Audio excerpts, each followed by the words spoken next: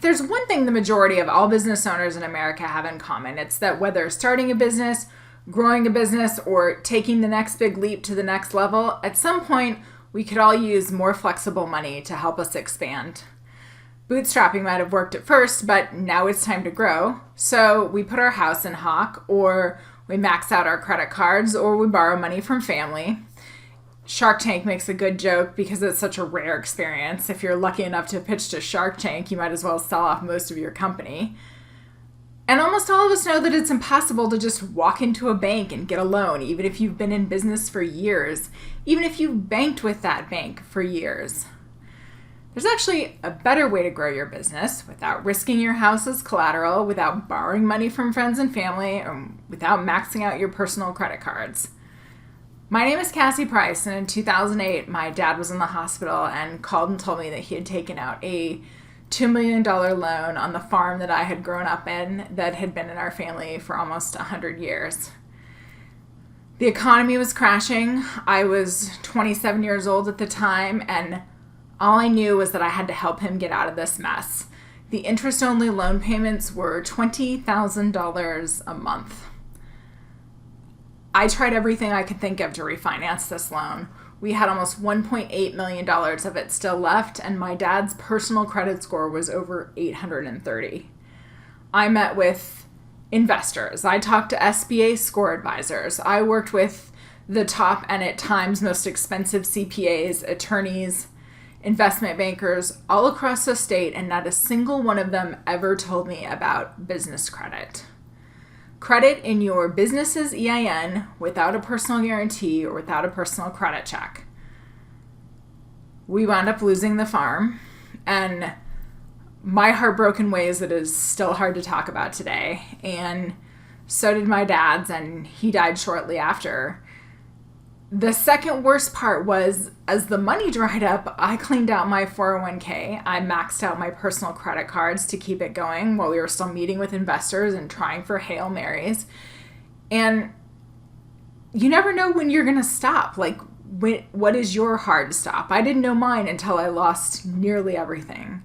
And after we lost the property, I was left with an enormous amount of personal debt and nothing to pay it back. And it was an incredible amount of stress on a new marriage. I don't want anyone else to have to go through what we went through, and that's why I teach about business credit. When most of us think about credit, we think about our personal credit, which is how we get credit cards and car loans and mortgages and that sort of thing with. But our businesses actually have their own credit profiles and their own credit scores, and they're completely separate from our personal scores. So business credit is business credit in your business EIN, and you can build it without a personal guarantee or without a personal credit check. This means that if everything went sideways and your business failed, you could walk away and not be personally responsible for the business debt. It also means that you could start a new business and use those same skills to build out credit to grow without needing to bootstrap on your personal cards or assets. You can also use the business credit to self-fund the business.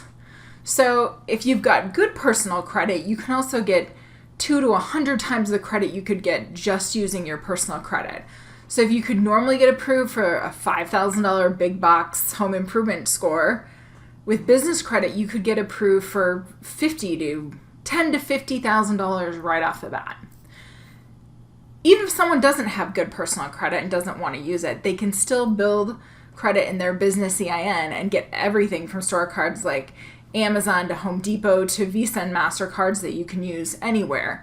So they might be branded with a certain company, but they can be used anywhere that takes Visa and MasterCard.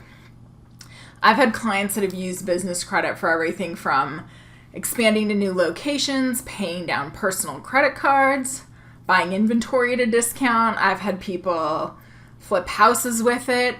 I have one guy that uses it to speculate on Bitcoin and play the stock markets. I'm looking at you, our Wall Street bets, and that's way above my pay grade. But I've also had people who have invested in experts and courses that just elevated their business much earlier than they otherwise would have been able to afford.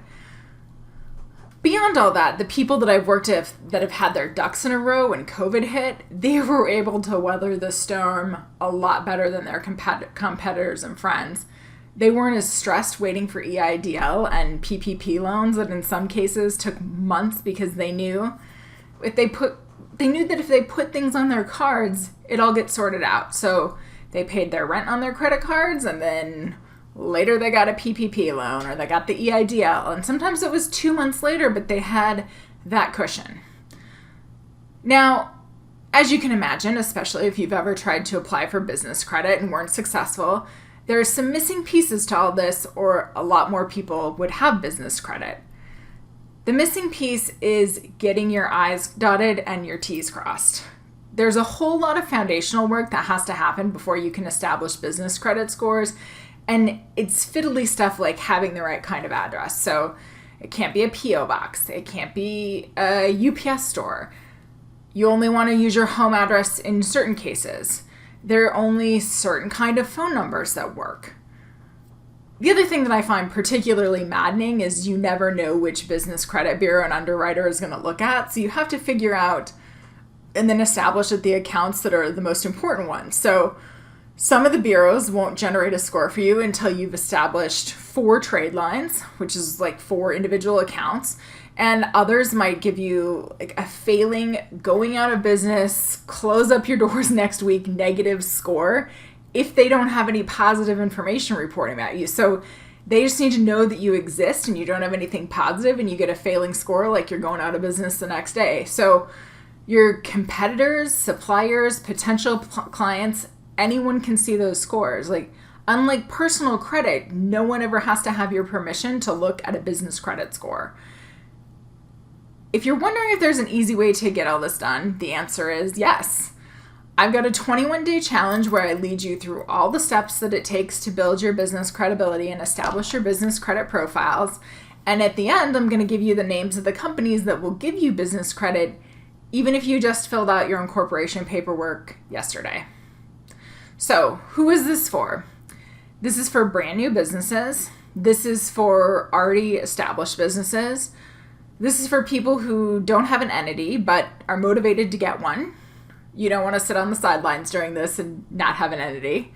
You don't even have to have revenue to build business credit. You do have to have money to make expenditures to be able to buy stuff on credit and pay it off, especially in the beginning. You want to pay that stuff off really quickly to get the highest score, but you don't want to pay it off too early or you won't generate a score. So the only restrictions really are you have to be a US-based business, and even if you're in a business that's considered high risk, like you're growing a special kind of Washington, California, Colorado flowers, there's still workarounds, and we'll be covering what to do with those types of businesses. We're going to take 3 weeks. We're going to dive in deep so that all in the end, you'll be able to apply for your first accounts and establish your business credit reports and scores. You'll never have to worry about your score being too low or non-existent again. I'm going to teach you how to use the credit in really specific ways so that you have the highest score right off the bat. We're also going to do some bonus sessions where I go over 10 other ways to finance your business. And I'm going to share some of my secret tips for getting the highest personal credit score, whether or not you ever want to use that in relation to your business credit. So don't hesitate. What I see time and time again is people say, I wish I would have done this sooner. I wish I would have had established business credit before the client or the bank or the landlord looked at my business credit and I lost that opportunity. Or more recently, as much as I've had people glad that they had the business credit cushion when they were waiting for a PPP or EIDL, I also had people that were kicking themselves because they had all the steps to succeed and they didn't actually do them. They didn't actually go get the credit and the accounts and the flexibility, and they were kicking themselves and suffering as a result.